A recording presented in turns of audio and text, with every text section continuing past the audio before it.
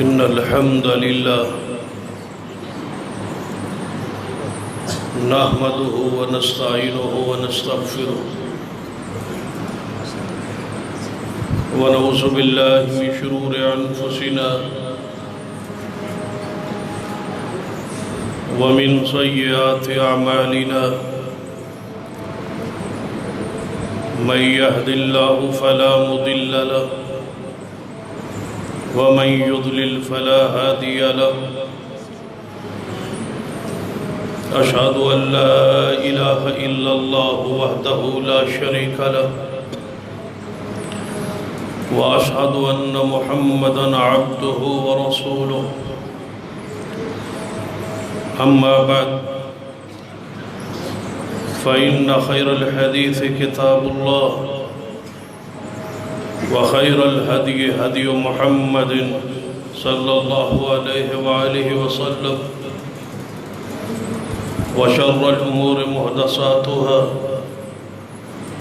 وكل محدثة بدعة وكل بدعة ضلالة أما بعد فأعوذ بالله السميع العليم من الشيطان الرجيم من همزه ونفخه ونفثه بسم الله الرحمن الرحيم إن أول بيت وضع للناس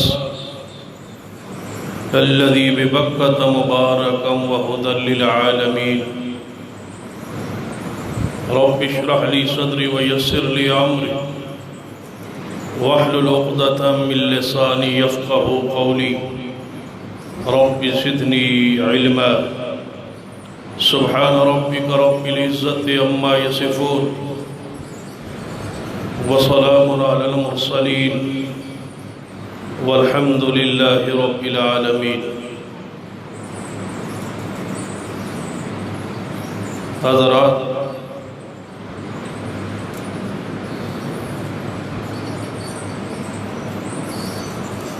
زمین بننے سے پہلے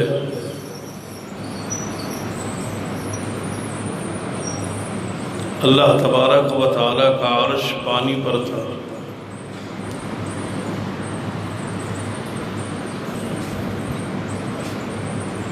زمین کو بچھایا گیا اور جہاں سے زمین کی بنانے کا آغاز ہوا، جہاں سے زمین کو دائیں بائیں شرقاً غرباً شمالاً جنوباً پھیلایا گیا، وہ بیت اللہ ہے، اس لیے اسے کعبہ کہا جاتا ہے کہ پوری زمین کی وہ دونی ہے، ناف درمیان ہے۔ زمین بنانے کے بعد اللہ تبارک و تعالیٰ نے اپنا عرش کو ساری مخلوق سے بلند کر دیا، اور اس عرش پر جیسے اس کی شان کے لائق ہے وہ مستوی ہوا، بلند ہوا۔ جس گھر کا ہم طواف کرتے ہیں، لکھا ہے مفسرین و محدثین نے کہ یہی اللہ کا عرش تھا، اس لیے اسے بیت اللہ کہا جاتا ہے، کعبۃ اللہ کہا جاتا ہے۔ گویا رب نے زمین بنانے سے پہلے جس جگہ کا انتخاب کیا وہ اپنا گھر ہے، وہ بیت اللہ ہے، وہ مسجد ہے۔ ساری زمین بنانے سے پہلے جس جگہ کو بنایا گیا، ان اول بیت وضع للناس،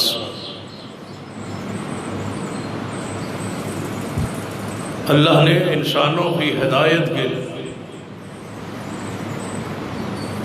انسانوں کی برکات کے لیے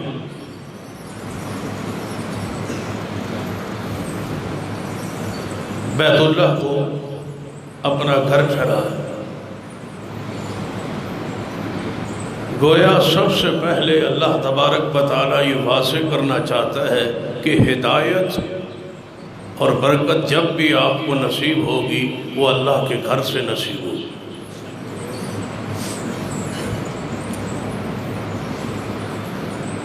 اس کے بعد اس کی تعمیر کا آغاز فرشتوں نے کیا۔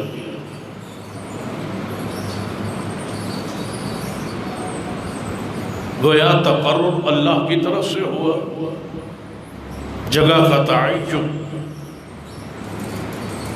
زمین میں مسجد کا، اور اس کو تعمیر اللہ کے فرشتوں نے کی۔ گویا یہ مسجد کی جگہ کا تعین عام عمل نہیں ہے، اس زمین پر سب سے پہلے مسجد کا تعین کس نے کیا؟ اللہ۔ اور پھر مسجد کی تعمیر جو ہے وہ بھی کوئی عام عمل نہیں، سب سے پہلے اس مسجد حرام کو، بیت اللہ کو تعمیر کس نے کیا؟ اللہ کے فرشتوں۔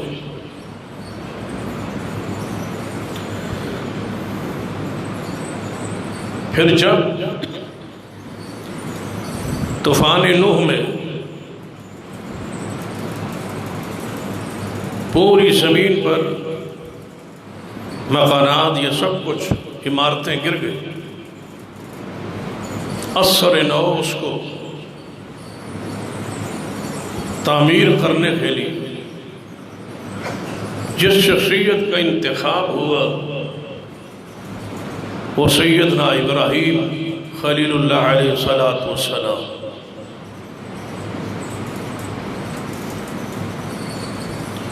بڑے کھلے دل کے ساتھ بات کو سنیں اور متوجہ رہیں۔ انتہائی اہم گفتگو،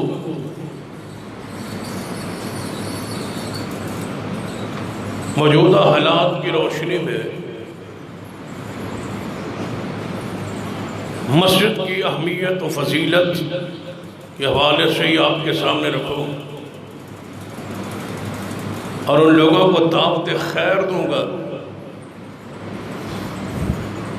جنہوں نے اس مسجد کو گرانے کا منصوبہ یا فکر یا دل و دماغ میں یہ بات آئی، اور پھر وہ چلے اور آئے اور اس مسجد کو گرانے شروع کیا۔ وہ اپنے کردار اپنے عمل پہ غور کرو اور ان لوگوں کو شاباش اور شکریہ ادا کروں گا کہ انتہائی مبارک ہیں وہ لوگ جن کی کوشش اور محنت سے یہ مسجد گرنے سے پوری طرح محفوظ رہی اور اس کے دفاع کہ یہ جگہ جو ہے حکومت کی ملکیت ہوتی، لہذا یہاں مسجد نہیں بن سکتی۔ میں سوال کرتا ہوں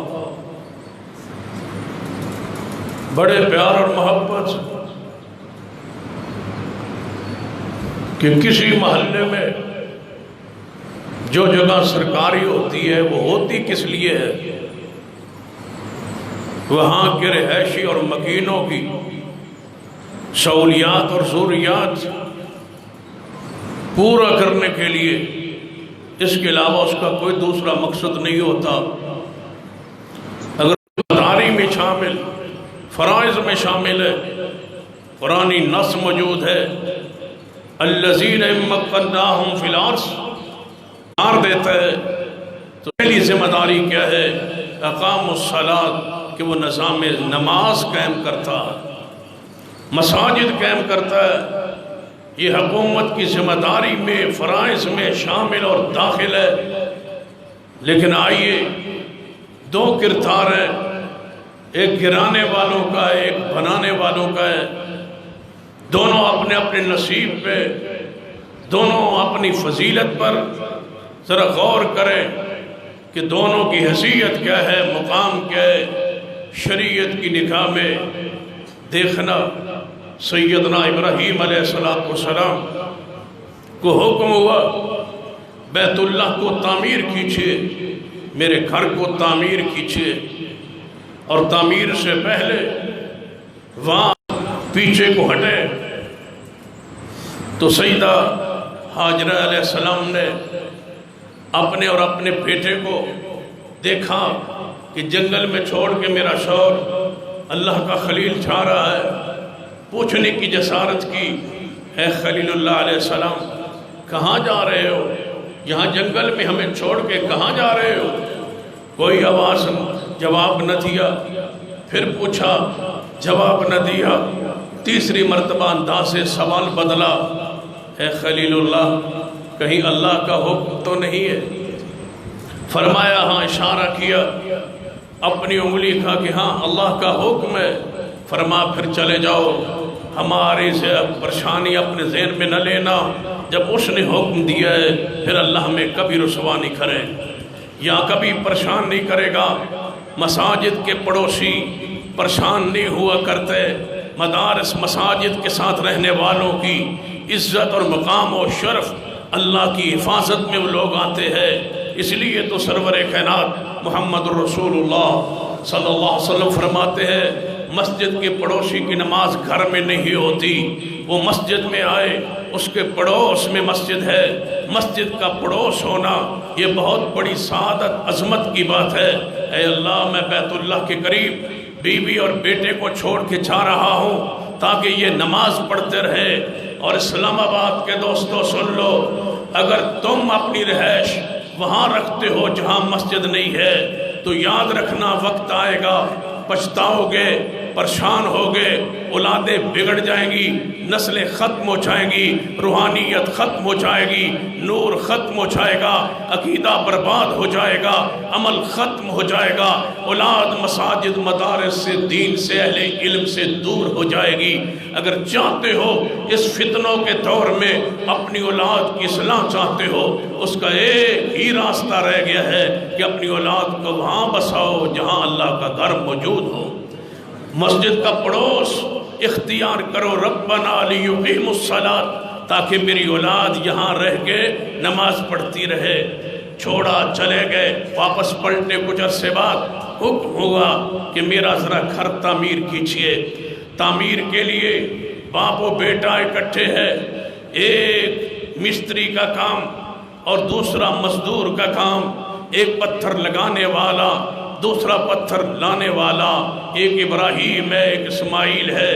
اور اس مسجد کو بنانے والوں، اس مسجد کی انتظامیہ بھی غور کرے، اس مسجد کے ذمہ دار غور کرے، مسجد کے صدور غور کرے، مساجد کے ذمہ دار غور کرے، مساجد کے خزانچی غور کرے، مساجد کے خطبہ غور کرے، مساجد کے ائمہ غور کرے، مساجد کے خدام میری بات پہ غور کرے، مساجد میں مؤذن میری بات پہ غور کرے، مسجدوں کے نمازیوں سنو، مسجد کی ذمہ داری اور خدمت کتنی عظیم شخصیات کر رہی ہے۔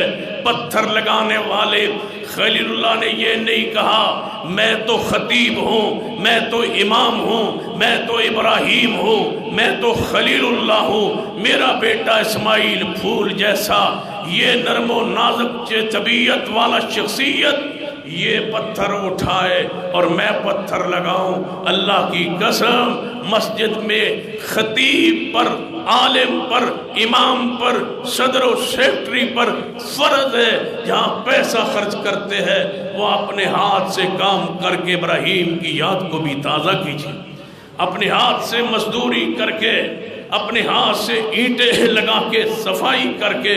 جانتے ہو صفائی کرنا مسجد کی سرور کائنات محمد رسول اللہ صلی اللہ علیہ وسلم کی حدیث ہے، آپ نے ارشاد فرمایا جس بندے کو مسجد میں صفائی کرتے دیکھو اس بندے کے ایمان کی گواہی دو، یہ بندہ مومن ہے، تبھی تو مسجد صاف کر رہا ہے، مسجد میں جھاڑو دے رہا ہے۔ ایک حدیث سناتا ہوں جو صحیح البخاری میں ہے، سرور کائنات محمد رسول اللہ صلی اللہ علیہ وسلم نماز کے لیے اپنی مسجد میں تشریف لائے، توجہ میری طرف رہے، عظمت مصطفیٰ کی ذہن و دماغ میں رہے، آپ کی شان، آپ کا مقام، آپ کی رفعت، آپ کی بلندی، آپ کے درجات، آپ کی ادب و احترام کا تقاضا کیا ہے کہ وَرَفَعْنَا لَكَ ذِكْرَكَ، یہ مقام، یہ شان ہے۔ لیکن مسجد کے اندر آپ کا انداز دیکھنا، حدیث صحیح البخاری ہے، نبی رحمت صلی اللہ علیہ وسلم اپنی مسجد نبوی میں تشریف لائے، جب تشریف لائے تو دیکھا سامنے دیوار جو قبلے کی طرف دیوار تھی، اس دیوار پر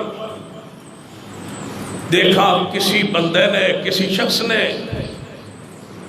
بے خیالی میں آ کے تھوک پھینک دی ہے، بلغم پھینک دی ہے۔ وہ دیوار مسجد نبوی پر نبی علیہ السلام کو نظر آئی، کہہ سکتے تھے اے صدیق اس کو صاف کرو، اے عمر اس کو صاف کرو، اے عثمان، اے علی، طلحہ، زبیر، سعد و سعید، کئی اصحاب موجود ہیں، اس کو صاف کرو۔ کسی صحابی کو نہیں کہا۔ سیدنا انس بن مالک رضی اللہ تعالیٰ عنہ فرماتے ہیں کہ نبی علیہ السلام کے ہاتھوں کو میں نے دیکھا اور میں نے ہاتھوں کو چھوا، اتنے نرم و نازک تو ریشم بھی نہیں ہوتا جتنے نبی علیہ السلام کے ہاتھ نرم تھے، صفائی ستھرائی کا انداز ان سے پاکیزہ رب کی مخلوق میں کوئی نہیں۔ لیکن ہوا کیا؟ فرماتے ہیں نبی علیہ السلام خود آگے بڑھے، اپنے ہاتھ سے اس جگہ کو صاف کر رہے ہیں، کھرچ رہے ہیں۔ مسجد کی صفائی ستھرائی کون کر رہا ہے؟ جس جیسا رب کی مخلوق میں کوئی نہیں ہے، اور وہ محمد مصطفیٰ صلی اللہ علیہ وسلم۔ یہ کوئی معمولی کام ہے، یہ کوئی معمولی احساس ہے؟ آپ خود آگے بڑھے، اپنے ہاتھ سے اس جگہ کو صاف کیا، کھرچا، اور رہتی دنیا تک پیغام دے گئے کہ مسجد کو صاف کرنا کسی حقیر بندے کا کام نہیں ہے، مسجد کو صاف کرنا اس ہستی نے یہ سنت بنا دی ہے جس جیسا اللہ نے اپنی مخلوق میں پیدا ہی کوئی نہیں کیا، شان میں، مقام میں، حسن میں، جمال میں، بلندی میں ان جیسا کوئی نہیں ہے۔ کاش گرانے والے اور بنانے والے سوچتے کہ ہم کیا کر رہے ہیں۔ اب حضرات آیت قرآنیہ کی طرف آئی، حکم ہوا ابراہیم میرا گھر تعمیر کرو، تعمیر کرنے لگے۔ شاید اس مسجد کی روحانیت کو زمانہ سمجھ نہیں پایا، یا ہم اس کے درجے اور مقام کو سمجھا نہیں پائے، یا عوام کا قصور ہے یا ہمارا قصور ہے، آپ سمجھ نہیں پائے، ہم سمجھا نہیں سکے اس مسجد کا درجہ مقام اور شان کیا ہے۔ ابراہیم و خلیل کو حکم ہوا بناؤ، مزدور لا سکتے تھے، کوئی اور بندہ لا سکتے تھے، نہیں لایا، خود تعمیر شروع کی۔ اور جب تعمیر شروع کی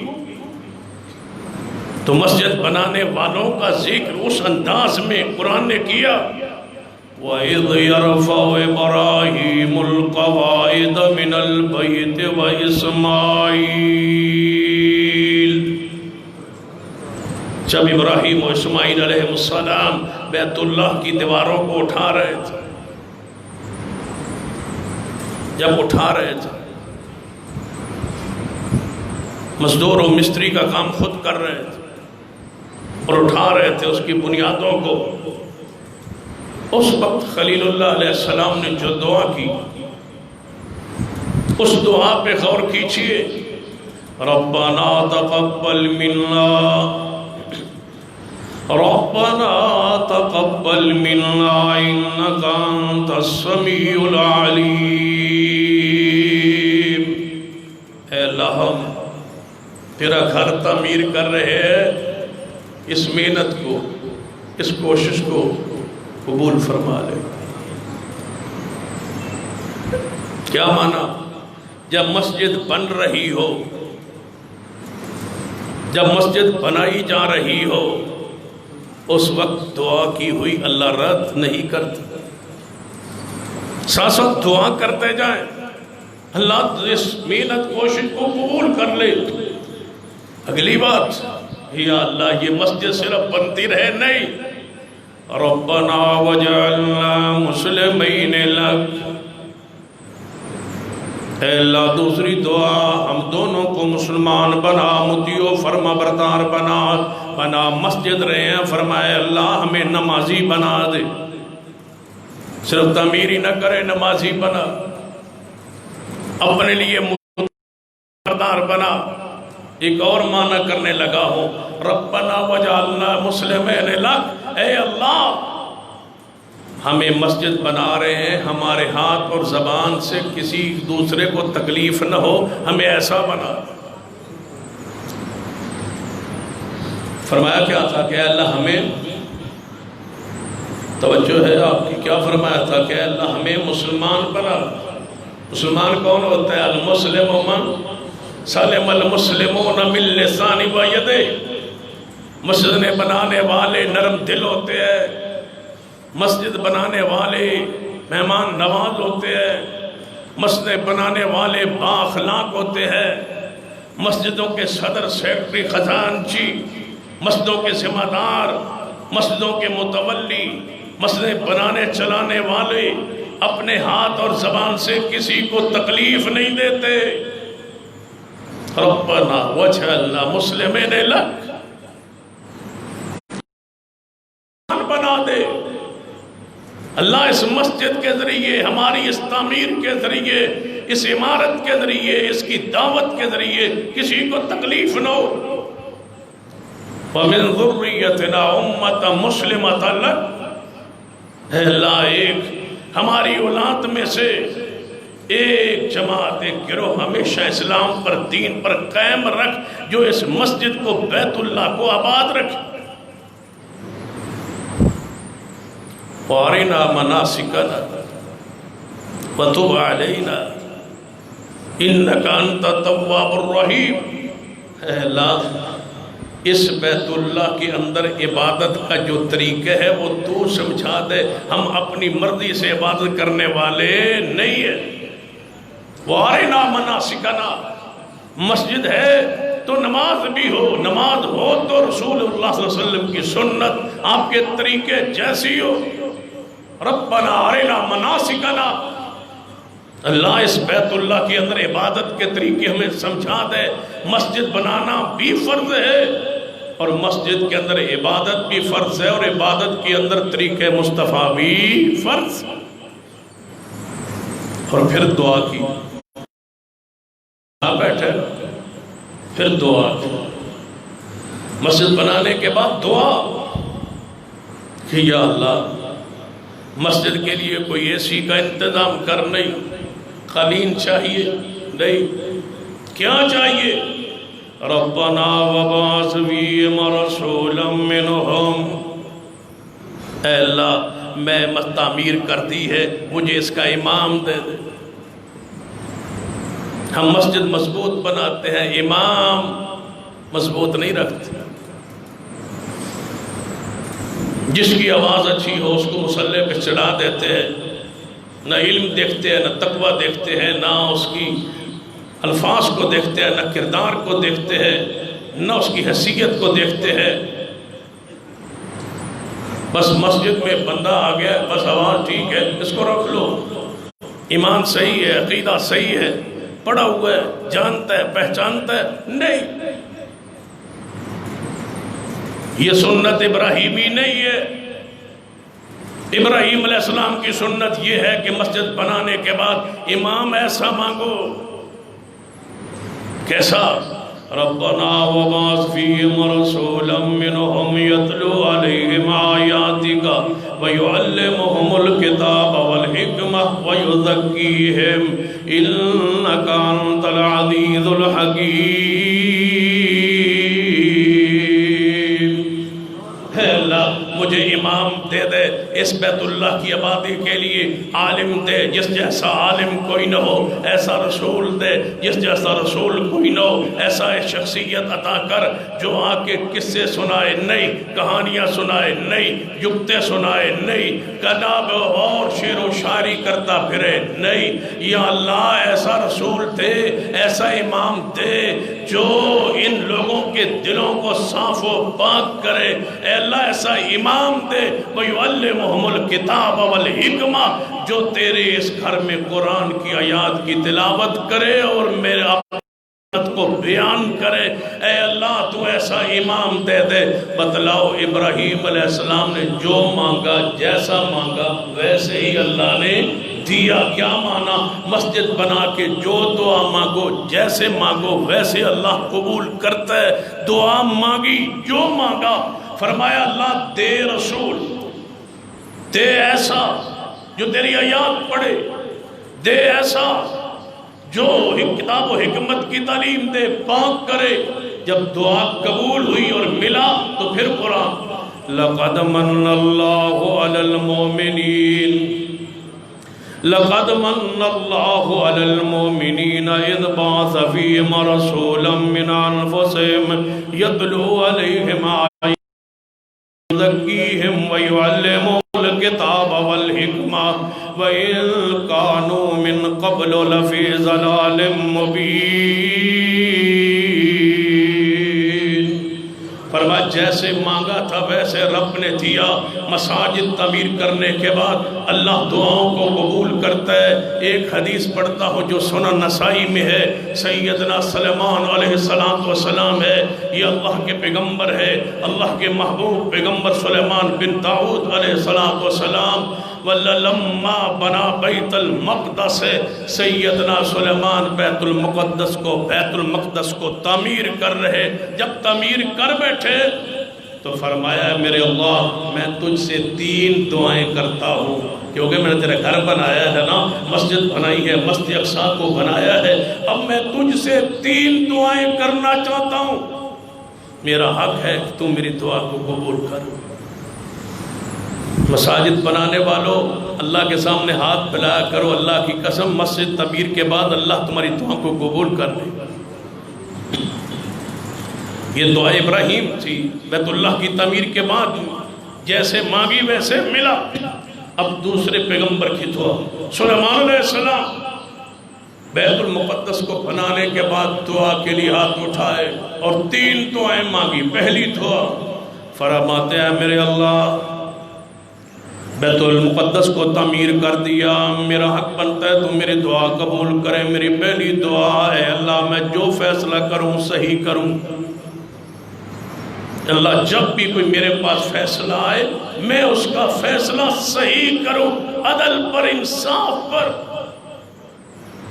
ذرا برابر اس میں کوئی ایسی بات نہ ہو جو خلاف حق ہو۔ مجھے وہ فیصلے کی قوت دے جو صحیح فیصلہ ہو۔ یہ دعا کہاں ہے؟ سنن نسائی، صحیح حدیث ہے۔ پھر سلیمان علیہ السلام جو دعا کرتے تھے قبول ہوتی تھی۔ دعا کیا کی کہ اے اللہ مجھے جو فیصلہ میرے پاس آئے اس کا میں فیصلہ صحیح کروں۔ 2 عورتیں، دونوں کے چھوٹے چھوٹے بچے، تاکہ آپ کو سمجھے کہ صرف مانگا ہی نہیں، جو مانگا ہے ملا ہے۔ دونوں نے اپنے اپنے بچے رکھے زمین پہ، کپڑے پہ لٹائے، اپنے خیال میں عورتیں ہوئی۔ بھیڑیا آیا، ایک کے بچے کو اٹھا کے لے۔ بچے چھوٹے تھے، چند دن کے۔ اب دونوں عورتوں میں جھگڑا ہوا۔ ایک نے کہا یہ بچہ میرا ہے، دوسری نے کہا نہیں یہ میرا ہے۔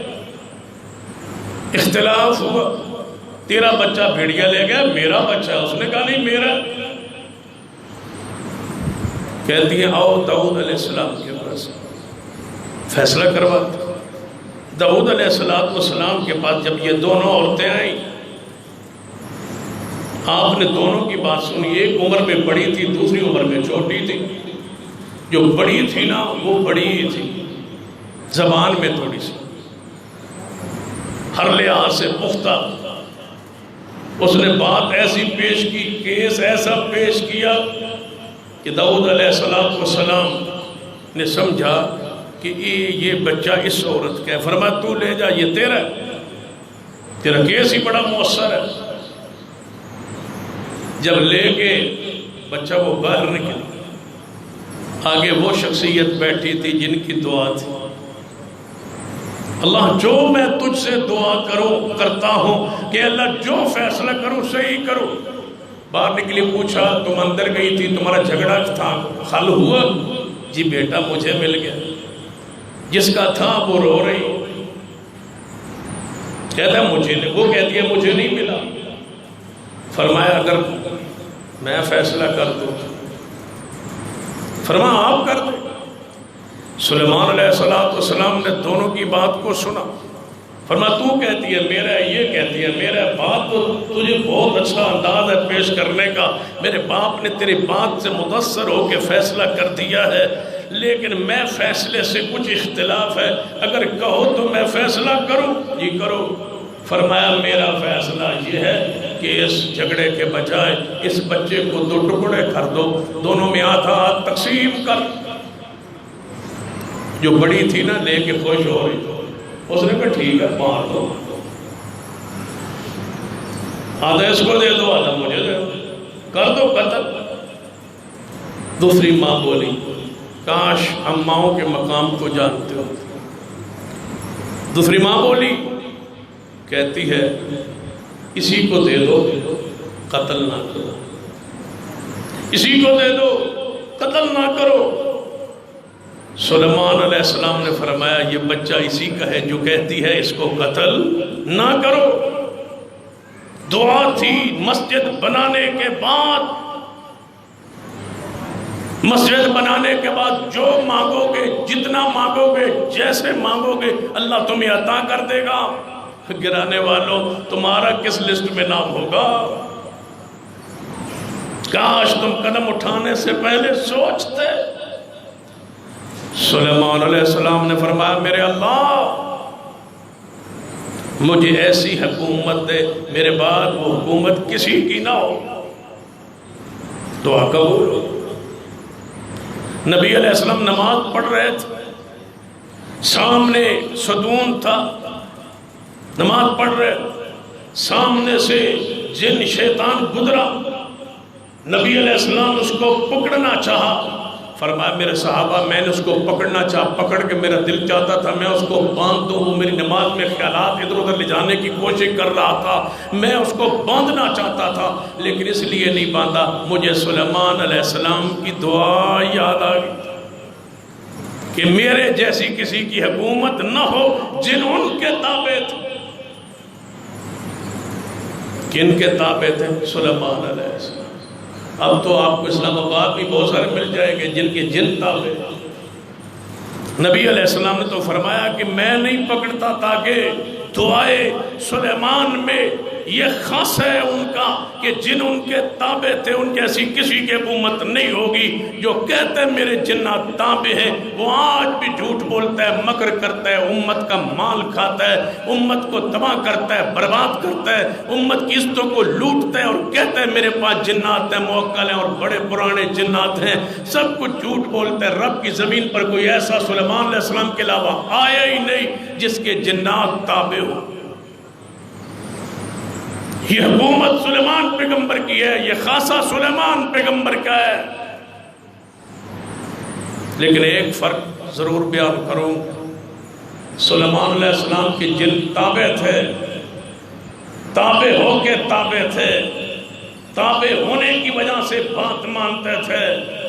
میرے پیغمبر علیہ السلام کے پاس خود آ کے میرے محمد کے غلام بنتے تھے، خود آتے تھے، پڑھتے تھے، سیکھتے تھے۔ سورہ جن موجود ہے قرآن میں۔ تابع ہونے کا، موکل ہونے کا کسی کا دعویٰ ہے تو وہ قرآن و سنت سے اس دعوے کو ثابت کرے۔ تیسری دعا بیت المقدس بنانے کے بعد تیسری دعا فرمایا میرے اللہ میں نے مسجد بنا دی، مسجد اقصی بنا دی، اے اللہ میں نے مسجد اقصی بنا دی، میں دعا کرتا ہوں جو اس مسجد کی طرف چل گیا ہے، اے اللہ میں دعا کرتا ہوں میں نے مسجد اقصی بنا دی۔ اور یقیناً یہ حدیث پاک ایسی عظیم حدیث ہے جو آج تک آپ نے مسجد اقصی کی فضیلت میں یہ نہیں سنی ہوگی۔ سنن نسائی کی یہ حدیث ہے، سیدنا سلیمان دعا کر رہے ہیں، فرماتے ہیں میرے اللہ میں دعا کرتا ہوں یہ مسجد میں نے بنا دی، جو بندہ بھی ارادہ کر کے نیت کر کے خالص نماز پڑھنے کے لیے آئے، مسجد اقصی میں میری بنائی ہوئی مسجد میں نماز پڑھنے کے لیے آئے، جو ہی وہ نماز پڑھ کے مسجد سے باہر نکلے اس کو گناہوں سے ایسے صاف کر دے جیسے آج ماں کے پیٹ سے پیدا ہوا ہے۔ اللہ اس مسجد میں نماز پڑھنے والوں کو گناہوں کو صاف کر دے۔ یہاں تو نماز پڑھنے والوں کے گناہ صاف ہوتے تھے، تم نے مسجد کو گرا کے بتاؤ اپنے اعمال نامے میں لکھوایا کیا؟ لیکن اس طرح کہہ سکتے ہو کہ یہ دب جائیں گے، یہ جھک جائیں گے، یہ سلسلہ انشاءاللہ یہ غیرت کا، یہ قوت کا انشاءاللہ جاری رہے، اور جب تک جماعت اعلان نہ کرے آپ ہر جمعے اسی ذوق شوق سے آتے رہیں گے انشاءاللہ۔ علماء کرام مختلف آتے رہیں گے، آپ کو خطابات سناتے رہیں گے، آپ جرت اور ہمت کے ساتھ مسلکی اور منہجی اسلام اور دین کی خدمت سمجھتے ہوئے آپ ہر جمعے انشاءاللہ اسی ذوق شوق کے ساتھ آتے رہیں گے انشاءاللہ۔ اپنی قوت جاگنے کا وقت، حالانکہ بڑے ساتھیوں نے بہت دفعہ کہا جمعے کا، لیکن میں نے جمعہ نہیں دیا آج تک، لیکن حضرت علامہ پروفیسر ساجد میر حفظ اللہ کا حکم ہوا کہ آپ نے جمعہ وہاں پڑھا تو میں حاضر ہو گیا، اور انشاءاللہ خطبہ کرام علماء کرام آگے بھی خطبات میں آتے رہیں گے انشاءاللہ، اور اس مسجد کے لیے انشاءاللہ جب بھی ہمیں آواز آئی انشاءاللہ ہم پیچھے نہیں ہٹیں گے۔ حدیث پاک کو سن لیں،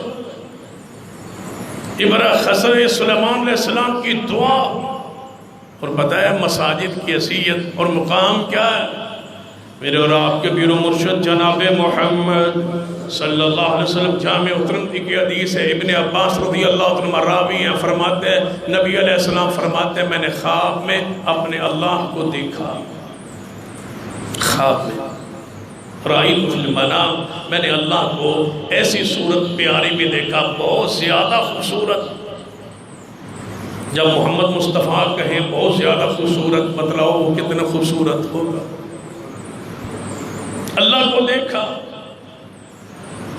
اہل و سنہ کا اجماع ہے اس بات پر، محدثین کا، کہ دنیاوی آنکھ سے کسی نے رب کو دیکھا نہیں، اہل ایمان جنت میں دیکھیں گے، خواب میں دل کی آنکھ کے ساتھ محمد مصطفیٰ نے اپنے رب کو دیکھا۔ یہ جامع ترمذی کی حدیث فرماتے ہیں جب میں نے رب کو بڑی خوبصورت صورت میں دیکھا تو اللہ تعالیٰ نے پوچھا اے محمد صلی اللہ علیہ وسلم، آپ کو ملائے اعلیٰ میں مقرب ترین بڑے فرشتوں میں جو ثواب و نیکیاں اجر لکھتے ہیں، کچھ آوازیں آ رہی، آپس میں باس مباحثے، کچھ جھگڑے کی آوازیں آ رہی۔ نبی علیہ السلام نے فرمایا میرے اللہ مجھے کوئی آواز نہیں آ رہی۔ نبی علیہ السلام نے فرمایا جب میں نے کہا کہ مجھے کوئی آواز نہیں آ رہی تو اللہ نے اپنا ہاتھ میرے دو کندھوں کے درمیان رکھا اور میرا دل ٹھنڈا ہو، پرسکون ہو۔ جب کندھا مصطفیٰ کا ہو، ہاتھ رب کا ہو، میرا دل ٹھنڈا ہو۔ جب ٹھنڈا ہوا نا تو مجھے زمین و آسمان کی ساری چیزیں نظر آنے لگی۔ اب رب نے پوچھا ہے محمد صلی اللہ علیہ وسلم اب سناؤ کچھ آوازیں آ رہی؟ فرمایا ہاں یا اللہ آوازیں آ رہی ہیں، کفارات لکھے جا رہے، کفارات لکھے جا رہے، لکھنے کی آوازیں آ رہی ہیں، فرشتے جھگڑ رہے ہیں۔ ایک فرشتہ کہتا ہے یہ ثواب میں لکھوں گا، دوسرا کہتا ہے یہ میں لکھوں گا، تیسرا کہتا ہے میں لکھوں گا، میں اتنا لکھوں گا، دوسرا کہتا ہے میں اتنا لکھوں گا۔ کفارات میں کچھ اعمال ایسے جن کو لکھنے میں فرشتے جھگڑ رہے۔ فرمایا کس میں؟ فرمایا کفارات میں فرشتے کہہ رہے ہیں کہ جو نماز پڑھنے کے بعد مسجد میں بیٹھا ہے اس کا ثواب ہم لکھیں گے، دوسرا کہتا ہے نہیں ہم لکھیں گے، تیسرا کہتا ہے نہیں میں لکھوں گا، چوتھا کہتا ہے میں لکھوں گا۔ جھگڑتے ہیں ان لوگوں کا ثواب لکھ دینے کے لیے جو مسجد میں نماز پڑھ کے بیٹھے، انتظار ہے چلو آئے ہیں تو عصر پڑھ کے جائیں، آئے ہیں تو چلو مغرب پڑھ کے جائیں، آئے ہیں تو چلو عشاء پڑھ کے جائیں۔ جھگڑ رہے ہیں فرشتے اس کا ثواب میں لکھوں گا۔ اور دوسرا فرمایا جو بندہ مسجد کی طرف پیدل چل کے آ رہا ہے فرشتے بھی میں لکھوں گا، دوسرا کہتا ہے میں لکھوں گا، تیسرا وہ شخص جو نہ چاہتے ہوئے سردی کے اندر ٹھنڈا پانی، گرمی کے اندر گرم پانی ہے وضو کے لیے، نہ چاہتے ہوئے سوار کے وضو کرتا ہے، فرشتے جھگڑتے ہیں اس کا ثواب ہم لکھیں گے، دوسرا کہتا ہے میں لکھوں گا۔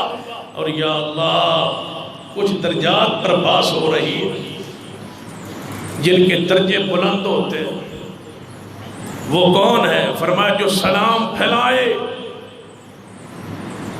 جو دوسروں کی دعوت کرے، جو رات کو دنیا سو رہی ہو جاگ کے نماز پڑھے تہجد، اس کے درجات کتنے بلند ہونے ہیں۔ فرشتے جھگڑ رہے ہیں، کہتے ہیں میں لکھوں، دوسرا کہتا ہے میں لکھوں۔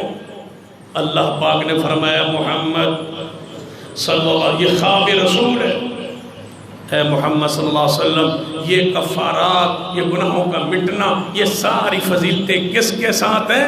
مسجد کے ساتھ۔ فرمایا محمد صلی اللہ علیہ وسلم ایک دعا میں آپ کو سکھاتا ہوں، وہ نماز میں پڑھا کرو۔ خواب کس کی ہو؟ محمد مصطفیٰ کی، سکھلانے والا کون ہو؟ اللہ۔ فرمایا یہ دعا پڑھا کرو، اللہم انی اسألک فعل الخیرات و ترک المنکرات و والمساکین۔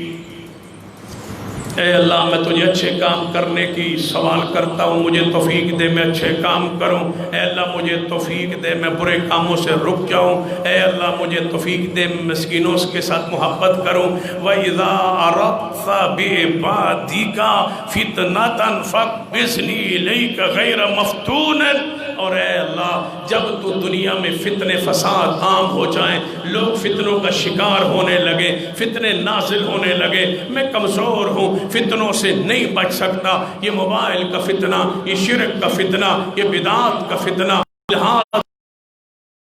فتنہ، یہ قادیانیت کا فتنہ، یہ اللہ کے انکار کا فتنہ، الہاد کا فتنہ، یہ جتنے فتنے اللہ کے انکار پر، اللہ کے ساتھ کفر پر، قرآن کے انکار پر، حدیث کے انکار پر، یہ جتنے فتنے امت میں آ چکے ہیں، یاد رکھیے علماء امت سے کہوں گا، جس طرح اس مسجد کے تحفظ، عمارت کے تحفظ کے لیے آپ نے اتحاد کو پیش کیا ہے، آگے پڑھیے، علماء کی یہ ذمہ داری ہے۔ دیگر مسالک کو بھی دعوت دیتا ہوں، اس اتحاد کو اور آگے بڑھائیے تاکہ ہم وہ تمام فتنوں کی سرکوبی کریں جو فتنہ صحابہ کرام کے خلاف چل نکلا ہے۔ کوئی سیدنا ابو سفیان کے خلاف بولتا ہے، کوئی سیدنا امیر معاویہ کے خلاف بولتا ہے، ان فتنوں کے آگے کوئی امی عائشہ صدیقہ کے خلاف بولتا ہے، کوئی سیدنا صدیق کے خلاف بولتا ہے۔ بعد یونیورسٹیوں میں اس قدر الہاد آ چکا ہے کہ اللہ کے وجود کا، ذات کا انکار کیا جا رہا ہے، اور ادیان سارے ادیان کو برابر کہا جا رہا ہے۔ کل آپ نے سنا ہوگا پاکستان کی قانون ساز اسمبلی، قومی اسمبلی میں جناب خواجہ محمد آصف مسلم لیگ نون کے ذمہ دار نے یہ بات کہی ہے کہ اسلام کو کوئی فوقیت حاصل نہیں ہے، سارے ادیان آپس میں دین سارے برابر ہے۔ میں کہتا ہوں تو جھوٹ بولتا ہے، تو قرآن پاک کو نہیں پڑھا، تو نے حدیث کو نہیں پڑھا، تم نے سیاست کے گر اور بےایمانی سیکھی ہوگی، تم نے دین کو، اسلام کو، شریعت کو نہیں پڑھا۔ سارے ادیان سے اعلیٰ ترین دین، سارے ادیان منسوخ ہو چکے ہیں، اس پر امت کا اجماع ہے، یہودیت ہو، عیسائیت ہو، سارے دین جو ہے منسوخ ہو چکے ہیں، سارے انبیاء پر لازم تھا، تم نے نہیں پڑھا۔ وَإِذَا أَخَذَ اللَّهُ مِيثَاقَ النَّبِيِّينَ لَمَا آتَيْتُكُم مِّن كِتَابٍ وَحِكْمَةٍ ثُمَّ جَاءَكُمْ رَسُولٌ مُصَدِّقٌ لِّمَا مَعَكُمْ لَتُؤْمِنُنَّ بِهِ وَلَتَنصُرُنَّهُ۔ تم نے مسلم کی حدیث کو نہیں پڑھا، اس وقت تک کوئی شخص جنت میں نہیں جا سکتا جب تک مجھ پہ ایمان نہ لائے۔ جن یہودی عیسائی کے کان میں میری نبوت کی آواز پہنچائے، وہ مجھ پر ایمان نہ لائے، وہ جہنم میں جائے گا۔ کیا تم نے قرآن کی اس آیت کو نہیں پڑھا؟ هو الذي ارسل رسوله بالهدى ودين الحق ليظهره على الدين كله۔ کھول کے کان سن لو ہماری بات، وہ مسلم لیگ ہو یا پی ٹی آئی ہو یا پیپلز پارٹی ہو، تم سارے اس حمام میں سب تم ننگے ہو چکے ہو، نہ تمہیں اسلام کا، ایمان کا، عقیدے کا تمہیں پتہ نہیں ہے۔ کیوں بولتے ہو اسلام پر، کیوں بولتے ہو دین پر جب تمہیں اس کا پتہ ہی نہیں ہے؟ کوئی خاتم النبیین کا لفظ نہیں کہہ سکتا جب تمہیں شعور ہی نہیں ہے۔ تم سیاست پر، معیشت پر جو کرنا چاہتے ہو کرو، اسلام کے خلاف ہم تمہیں بولنے کی اجازت نہیں دیں گے۔ اسلام ہمارا ہے اور انشاءاللہ اس اسلام کے ہم آج بھی محافظ ہیں اور جب تک زندہ محافظ رہیں گے انشاءاللہ۔ اسلام دین ہے۔ حیا کی کچھ انتہا جناب، کچھ حیا بھی ہوتے کہ یہودی اور عیسائی مذاہب کو یہ کہا جائے کہ اسلام سب کے جناب سارے برابر ہیں، مذاہب نہیں۔ اسلام غالب ہونے کے لیے باقی ساری دنیا کے مذہب مغلوب ہیں، اللہ نے فضیلت دی ہے تو اسلام کو عطا فرمائی۔ ان الدین عند اللہ الاسلام وَمَن يَبْتَغِ غَيْرَ الْإِسْلَامِ دِينًا فَلَن يُقْبَلَ مِنْهُ۔ فرمایا محمد صلی اللہ علیہ وسلم دعا پڑھئے کہ اللہ جب اس زمین پر فتنے آنے لگے، میں فتنوں کا مقابلہ نہ کر سکوں تو اے اللہ مجھے اس وقت آنے سے پہلے اٹھا لینا، لیکن مجھے فتنوں کا شکار نہ کرنا۔ آخری حدیث سناتا ہوں، سرور کائنات محمد الرسول اللہ صلی اللہ علیہ وسلم کی حدیث، سیدنا طلق بن علی رضی اللہ تعالیٰ عنہ صحابی رسول ہے، اور یہ وہ صحابی ہیں جو عیسائیت سے مسلمان ہوئے۔ جب تشریف لے آئے تو نبی پاک مسجد نبوی بنا رہے تھے۔ نبی علیہ السلام نے آتے ہی، مسلمان ہوتے ہی، کلمہ پڑھاتے ہی پہلا کام جو دیا، فرما آؤ میرے ساتھ طلق، تم گارا بناؤ مسجد نبوی کے لیے۔ یہ ہے طلق بن علی۔ فرماتے ہیں ہمارے علاقے کے بہت سارے لوگ آئے، اسلام قبول کیا، بیعت کی۔ اس حدیث پہ بات کو ختم کرنے لگا۔ بڑی اہم حدیث ہے یہ بھی، سنن نسائی کی حدیث نمبر 632 ہے، صحیح حدیث ہے۔ طلق بن علی رضی اللہ عنہ فرماتے ہیں ہمارے علاقے کے لوگ، پہلے میں آیا تھا پھر وہ آئے، نبی علیہ السلام کی بیعت، اسلام قبول کیا، نبی علیہ السلام کے پاس رہے، نمازیں سیکھی، نمازیں پڑھی، فرمان لگے یا رسول اللہ صلی اللہ علیہ وسلم ہم واپس جانا چاہتے ہیں۔ آپ نے فرمایا پھر؟ فرمایا ایک مسئلہ ہمیں بتا دیجیے، ہمارا وہاں گرجا ہے، ہم جو عیسائی تھے تو ہمارا وہاں گرجا ہے، اس گرجے کا کیا کریں؟ یہاں تو مندر بن رہا ہے، کہتے ہیں کہ ہم نے بنانا ہے، ہم بھی کہتے ہیں کہ ہم نے انشاءاللہ نہیں بنانے دینا، فیصلہ تو پھر رب کرے گا۔ تم کہتے ہو بنانا ہے، ہم کہتے ہیں ہم نے نہیں بنانے۔ کبھی تم کہا کرتا تھے کہ بغاوت کر دو، سول نافرمانی کر دو، بل نہ دو، ٹیکس نہ دو پہلی حکومت کو۔ اب ہم بھی کہیں گے پھر کہ ہم بھی سول نافرمانی شروع کر دیں کہ ہم مندر نہیں بنانے دیں گے، نہیں بننا چاہیے۔ یہ صحابہ کرام فرماتے ہیں یا رسول اللہ ہم عیسائی سے مسلمان ہو گئے، ہمارا گرجا ہے، واپس جا رہے، گرجے کا کیا کرے؟ نبی علیہ السلام نے فرمایا جا کے جاتے ہی نہ توڑ دو، گرجا توڑ دو۔ یا رسول اللہ پھر؟ فرمایا وہاں مسجد بنا دو۔ گرجا توڑ کے کیا بناؤ؟ ہندوؤں نے بابری مسجد کو گرا کے مندر بنانا شروع کیا، ہم نے مسجد گرا کے ہم نے بھی مندر بنانا شروع کیا، کیسے برابر ہو؟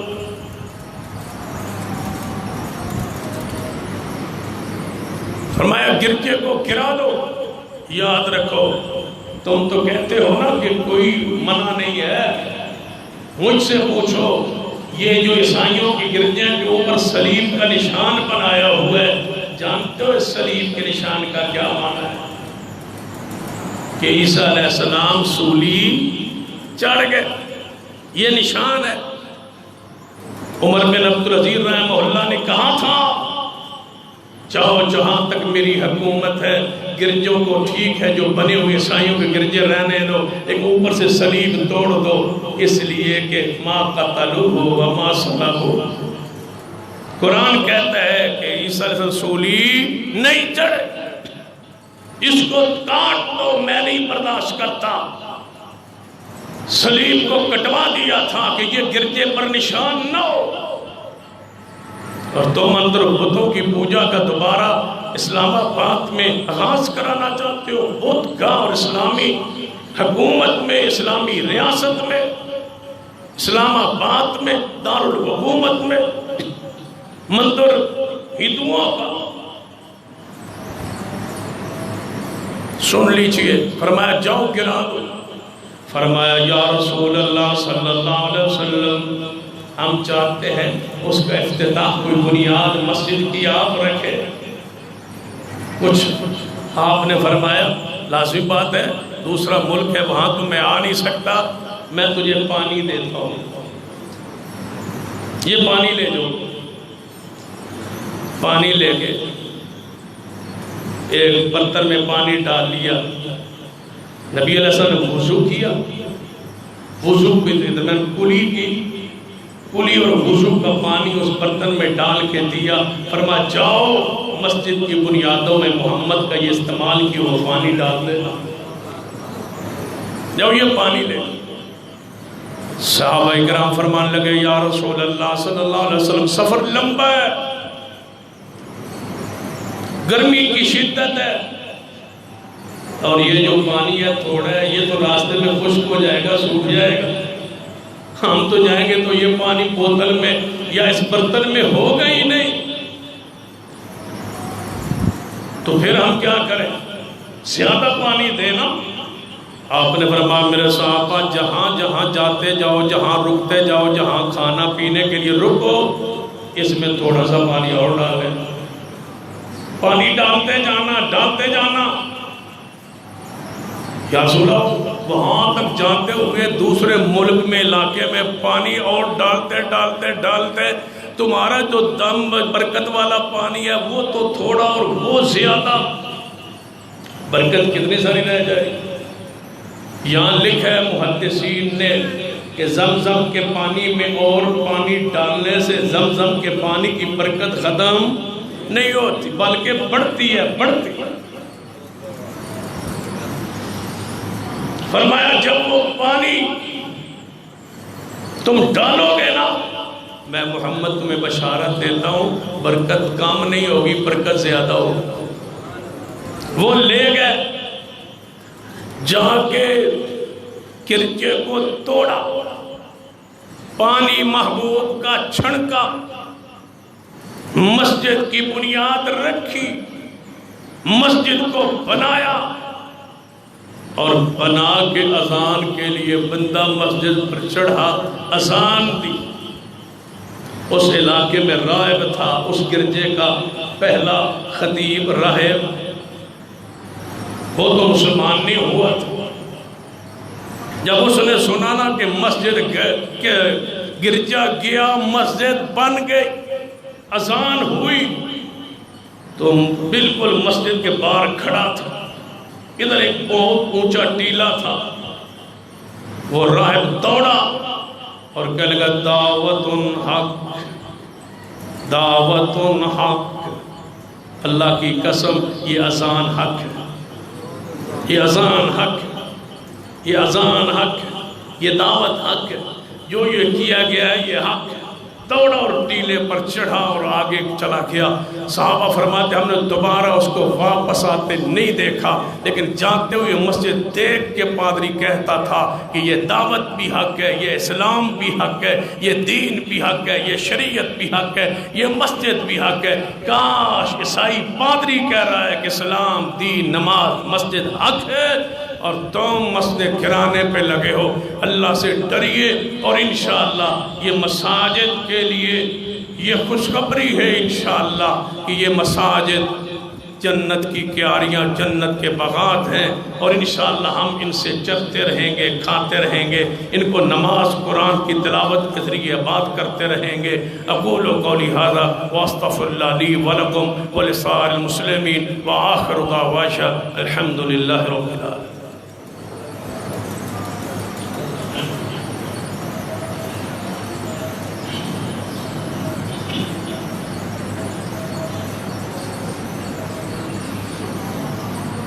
حضرات حدیث ہے من بنا للہ مسجدا بنا اللہ لہ بیتا فی الجنہ، جو اللہ کے لیے مسجد بناتا ہے اللہ اس کے لیے جنت میں محل بناتا ہے۔ دوسری حدیث میں ہے جو چڑیا یا کبوتر فاختہ کے گھونسلے کے برابر مسجد بناتا ہے اللہ اس کا بھی جنت میں گھر بناتا ہے۔ تو اس کا کیا معنی ہے فاختہ کا اور چڑیا کا؟ چڑیا کے گھونسلہ جو ہوتا ہے وہ بالکل چھوٹا سا ہوتا ہے کبوتر کا، اس کے برابر مسجد اگر بنا دی جائے تو کوئی بندہ اس میں نماز نہیں پڑھ سکتا۔ تو یہ پھر کیا معنی ہے اس کا؟ محدثین نے ایک معنی یہ کیا ہے کہ چھوٹا سا چھوٹا بھی اللہ کا گھر بنا دے، چھوٹی سے چھوٹی مسجد بنا دے جہاں 3 بندے کھڑے ہو سکتے ہو، 2 بندے اور ایک نمازی کا امام، تب بھی یہی ثواب ہے۔ اور بعض محدثین نے یہ لکھا ہے کہ جو فاختہ کا کبوتر کا گھونسلہ ہے نا، اس کو اگر ناپ لے تو یہ ایک اینٹ اس میں کھڑی ہو سکتی ہے، ایک اینٹ اس میں کھڑی ہو سکتی ہے۔ تو حدیث کا معنی یہ ہے کہ جو ایک اینٹ بھی لگا دے اللہ اس کے لیے بھی جنت کا گھر بنا دے۔ تو آپ کے علم میں ہے کہ مسجد کا نقصان پہلا تو ہمارا مطالبہ وہ جاری ہے کہ مسجد جس نقصان کیا گیا اس کو پورا کیا جائے، اور دوسرا آپ سے گزارش ہے تاکہ یہ مسجد عالیشان انداز میں اس کے اوپر والی منزل اور یہ مکمل ہو جائے۔ پچھلے جمعے یقیناً آپ نے بھی تعاون کیا اور بہت سارا آپ نے دل کھول کر تعاون کیا، حتیٰ کہ جنہوں نے جمعہ پڑھایا حضرت قائد محترم علامہ حافظ ابتسام علیہ زیر صاحب، انہوں نے بھی 1 لاکھ بھیجا اپنی جیب سے اس تعاون کے لیے۔ تو اب یہ مجھے بتایا گیا کہ حافظ صاحب نے بھی، جب میں ممبر پہ چڑھ رہا تھا محترم رفیق صاحب بتلا رہے تھے کہ حافظ صاحب نے بھی تعاون کیا ہے، بھیجا ہے۔ تو اس کا مطلب کیا تھا کہ آپ بھی پڑھا رہے ہیں تو آپ بھی بھیجیں۔ اس کا مطلب میں تو یہی سمجھا وہ تعویل اچھی کی ہے، تو انشاءاللہ جتنا انہوں نے بھیجا ہے اتنا میں بھی بھیجوں گا۔ آپ ذرا محبت فرمائیں، آپ کی ذرا شفقت فرمائیں کہ آپ تعاون کریں تاکہ اس مسجد کی یہ جو کام باقی ہے یہ پورا ہو جائے اور آپ کے لیے صدقہ جاریہ بن جائے۔ اور بڑی عظیم سنت، نبی علیہ السلام جب ہجرت کر کے مدینہ آئے تھے آپ کی اونٹنی وہاں بیٹھی تھی، آپ فرمایا جہاں میری اونٹنی بیٹھی ہے نا یہاں مسجد بنائیں۔ پوچھا جگہ کس کی ہے؟ یا رسول اللہ سال سہیل کی ہے۔ فرمایا وہ اس جگہ کو کیا کرتے ہیں؟ یا رسول اللہ کھجوریں یہاں پھیلا کے نا خشک کرتے ہیں۔ فرمایا ان کو بلاؤ، بلایا گیا۔ فرمایا یہاں میں مسجد بنانا چاہتا ہوں۔ انہوں نے کہا یا رسول اللہ ساری جگہ ہم ہبہ کرتے ہیں، ساری جگہ مفت دیتے ہیں۔ نبی علیہ السلام تم یتیم ہو، میں نہیں کہتا، میں پیسے دوں گا۔ ابو ایوب انصاری کھڑے ہو، یا رسول اللہ اس زمین کے پیسے میں دوں۔ تو یہ محبت، یہ ذوق، یہ شوق تھا صحابہ کرام میں۔ آپ بھی اسی محبت کا مظاہرہ فرمائیں اور اس ادارے مسجد کے ساتھ بھرپور تعاون فرمائیں۔ مجھے امید ہے کہ آئندہ جو خطبات میں بھی انشاءاللہ آپ آتے رہیں گے، کیا خیال ہے انشاءاللہ، اور تعاون بھی انشاءاللہ کرتے رہیں گے، اور معروف انشاءاللہ علماء اور خطبہ کرام بھی تشریف لاتے رہیں گے۔ اور اس وقت تک، جس وقت تک اس مسجد کی رجسٹریشن اور سارے معاملات مکمل نہیں ہوتے اور اس کو مسجد تسلیم نہیں کیا جاتا، اس وقت تک انشاءاللہ ہم اپنا یہ احتجاج انشاءاللہ جاری رکھیں اور انشاءاللہ اس مسجد کو جماعت کا عظیم الشان مرکز بنائیں گے انشاءاللہ۔ کہ آپ انشاءاللہ ساتھ ہیں، انشاءاللہ آتے رہیں گے، پیچھے تو نہیں ہٹے۔ اللہ تعالیٰ مجھے اور آپ کو توفیق عطا فرمائے۔ سارے ساتھی نماز کے بعد تعاون کر کے جائیں اور یہاں آگے جمع کرا دیں میرے پاس، یا پیچھے ساتھی کھڑے ہو گئے وہاں جمع کرا دیں۔ کوئی ساتھی کار خیر سے محروم نہ رہے۔ ایک ساتھی بھی ایسا نہیں ہونا چاہیے، پورے اجتماع ایک ساتھی ایسا نہیں ہونا چاہیے جو دے کے نہ جائے۔ ہر ساتھی اپنی طاقت کے مطابق ضرور حصہ ڈالے۔ ان الحمد للہ نحمده ونستعینه ونستغفره ونعوذ باللہ من شرور انفسنا ومن سیئات اعمالنا، من يهد الله فلا مضل له ومن يضلل فلا هادي له، اشهد ان لا اله الا الله وحده لا شريك له واشهد ان محمدا عبده ورسوله، اما بعد فان خير الحديث كتاب الله وخير الهدي هدي محمد صلى الله عليه وسلم، وشر الامور محدثاتها وكل محدثة بدعة وكل بدعة ضلالة، اما بعد فاعوذ بالله من الشيطان الرجيم، بسم الله الرحمن الرحيم، والعصر ان الانسان لفی خسر الا الذين آمنوا وعملوا الصالحات وتواصوا بالحق وتواصوا بالصبر، ربنا اغفر لنا ولاخواننا الذين سبقونا بالايمان ولا تجعل في قلوبنا غلا للذين آمنوا ربنا انك رؤوف رحيم، اللهم اشف مرضانا ومرضى المسلمين، اللهم رب اعوذ بالباس رب الناس واشف انت شافي لا شفاء الا شفاءك شفاء لا يغادر سقما، اللهم اعز الاسلام والمسلمين أعز ساكر المسلمين اللهم أعز الإسلام والمسلمين اللهم أعز ساكر المسلمين اللهم إنك عفو تحب العفو فاعف عنا اللهم اسق عبادك وبهائمك وانشر رحمتك واحيي بلدك الميت ربنا اغفر لنا وارحمنا ولوالدينا وللمسلمين وللمسلمات اللهم ارزقنا شفاعة نبيك يوم القيامة اللهم ارزقنا شفاعة نبيك يوم القيامة سبحان ربك رب العزة عما يصفون وسلام على المرسلين والحمد لله رب العالمين.